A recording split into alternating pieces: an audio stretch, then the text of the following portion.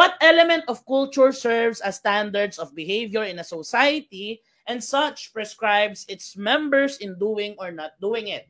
Is it A, beliefs, B, traditions, C, norms, or D, values? Ayan, no? Ang tamang sagot po natin dito ay letter C, norms.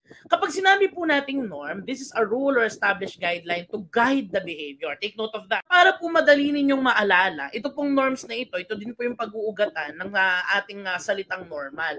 What is normal in a society? Di ba po? O yun po yun, no? What are the members doing in a society? What are the members not doing in a society? What is normal? O para po hindi kayo malito, okay?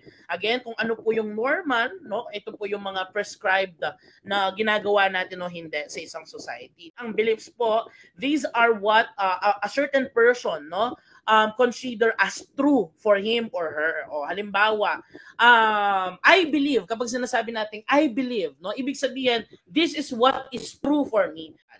Next, ito naman pong ating traditions, ito naman po, no, yung kulturang ipinapasa, no?